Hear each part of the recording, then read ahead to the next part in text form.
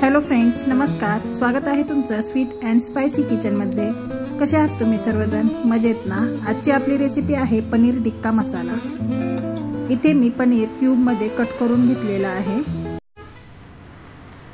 आलं लसणाची पेस्ट, कांदा अशा प्रकारे आपल्याला चिरून सुट्टा करून घ्यायचा आहे. चिरून घेतलेली शिमला मिरची याप्रमाणे क्यूबमध्ये चिरायची आहे. 1 वाटी घट्ट दही, बेडगी मिरची पावडर, तेल, गरम मसाला, धने पावडर, जिरे पावडर, हरभरा डाळीचं पीठ, 1 चमचा लाल मिरची पावडर व अर्धा चमचा हळद. तर इथे आपण या भांड्यामध्ये सर्वप्रथम तेल टाकून घेऊ. आता याच्यामध्ये आपल्याला बेडगी मिरची पावडर टाकून घ्यायची आहे. हे आपण व्यवस्थित मिक्स करून घेऊया. बेडगी मिरची पावडर तेलामध्ये टाकल्यामुळे रंग सुरेख येतो. इथे आपण कुठलाही फूड कलर वापरणार नाही.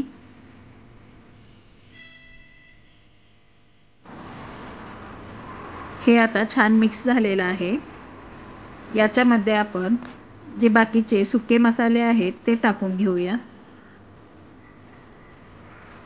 इथे मी हे सर्वच मसाले याच्यामध्ये टाकून घेते.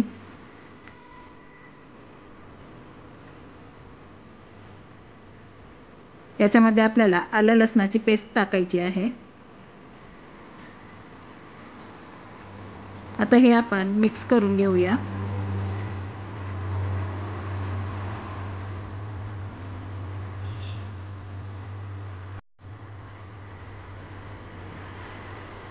आता हे व्यवस्थित मिक्स झालेलं आहे. आपण याच्यामध्ये दही टाकून घेऊ. इथे तुम्ही पाहू शकता दही हे एकदम घट्ट आहे. दही आपल्याला एखाद्या फडक्यामध्ये बांधून ठेवायचं आहे, जेणेकरून त्यातलं एक्स्ट्राचं पाणी निघून जाईल. नंतरच ते दही आपल्याला याच्यामध्ये वापरायचं आहे. आता आपण याच्यामध्ये हरभरा डाळीचं पीठ टाकून घेऊ. हे सर्व आपल्याला व्यवस्थित मिक्स करून घ्यायचं आहे. याच्यामध्ये आपण चवीप्रमाणे मीठ घालून घेऊ.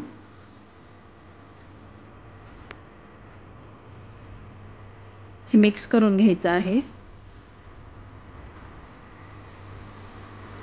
आता हे मिश्रण आपलं तयार झालेलं आहे. याच्यामध्ये आपण शिमला मिरची टाकणार आहोत.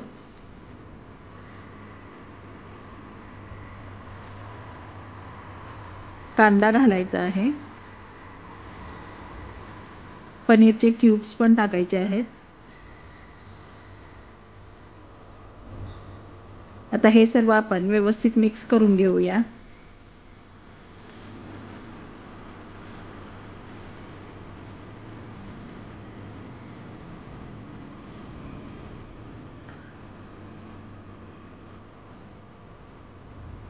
हे छान मिक्स झालेलं आहे. तुम्ही पाहू शकता सर्व याला मिश्रण व्यवस्थित लागलेलं आहे. आता आपण हे अर्धा तास ठेवून देऊ.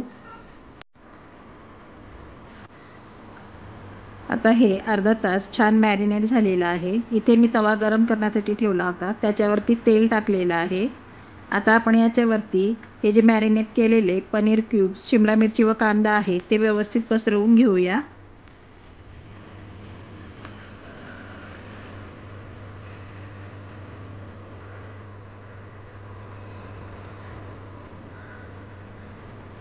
अशा प्रकारे आपण हे सर्व पनीरचे पीसेस व शिमला मिरची कांद्याचे पीस या तव्यावरती व्यवस्थित पसरवून घेतलेले आहेत. आता हे 2 ते 3 मिनिटे एक साईडने भाजल्यानंतर याला आपण चमच्याच्या सहाय्याने पलटी करून घेऊ. इथे तुम्ही पाहू शकता याचा कलर थोडासा चेंज झालेला आहे.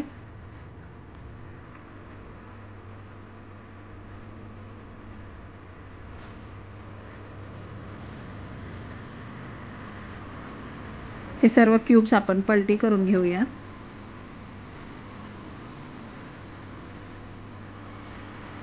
इथे तुम्ही पाहू शकता हे आता दुसऱ्याही साईडने छान भाजलेले आहेत.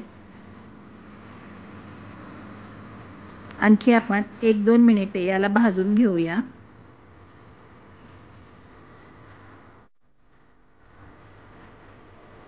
हे भाजताना यातील शिमला मिरची व कांदा थोडासा सॉफ्ट झाला पाहिजे व पनीरचे क्यूब्स थोडेसे क्रिस्पी झाले पाहिजेत.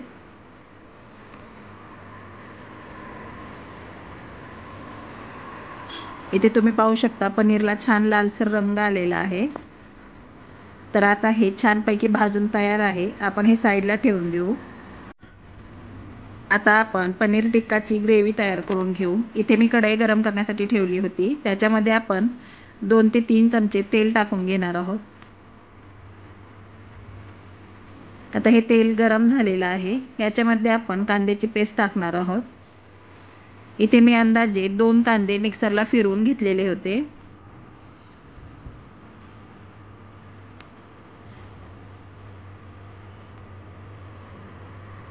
हा कांदा छान आपल्याला परतवून घ्यायचा आहे। आलं लसणाची पेस्ट घालायची आहे।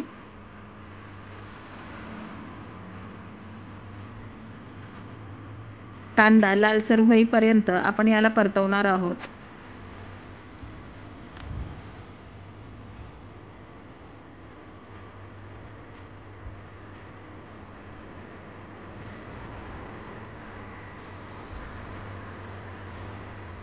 कांदा छान लालसर झालेला आहे। याच्यामध्ये आपल्याला टोमॅटोची प्युरी घालायची आहे। इथे मी 2 टोमॅटो मिक्सरला फिरवून घेतलेले आहेत। हे व्यवस्थित मिक्स करून घ्यायचं आहे आपल्याला। याला तेल सुटेपर्यंत आपण हे परतवून घेणार आहोत। याच्यामध्ये आपल्याला 2 ते 3 हिरव्या मिरच्या कट करून टाकायच्या आहेत। आता आपण याच्यामध्ये थोडेसे सुके मसाले टाकून घेऊ। अर्धा चमचा हळद, 1 चमचा लाल मिरची पावडर, 1 चमचा बेडगी मिरची पावडर, 1 चमचा धना पावडर व 1 चमचा गरम मसाला। हे सर्व कोरडे मसाले आपल्याला याच्यामध्ये टाकायचे आहेत। हे व्यवस्थित मिक्स करून घेऊया।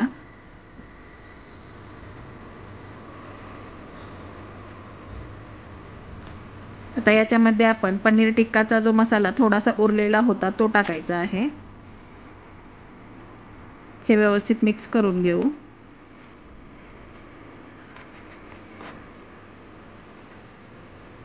चवीप्रमाणे मीठ घालायचं आहे।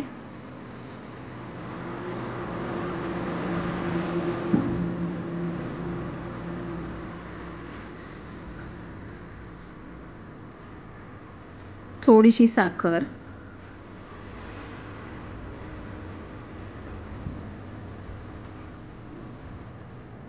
हे व्यवस्थित मिक्स करून आपल्याला 2 ते 3 मिनिटे शिजवून घ्यायचं आहे। आता आपण याच्यामध्ये थोडंसं पाणी टाकून घेऊया।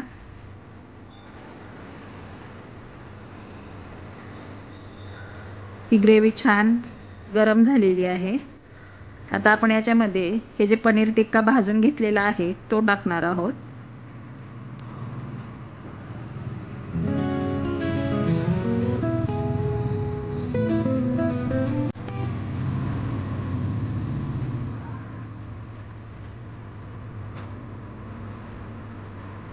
हे व्यवस्थित मिक्स करायचं आहे व याला 4 ते 5 मिनिटे आपल्याला शिजवून घ्यायचं आहे।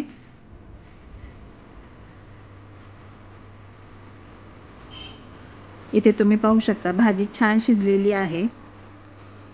तर अशा प्रकारे आपला पनीर टिक्का मसाला तयार झालेला आहे। तुम्ही नक्की ट्राय करून बघा, तुम्हालाही खूप आवडेल। कमेंट बॉक्समध्ये कळवायला मला अजिबात विसरू नका। तुम्ही जर माझ्या चॅनलला सबस्क्राईब केले नसेल तर सबस्क्राईब करा, लाईक आणि शेअर करा, तसेच बेल आयकॉन क्लिक करा। वेळात वेळ काढून तुम्ही माझी रेसिपी पाहिल्याबद्दल धन्यवाद।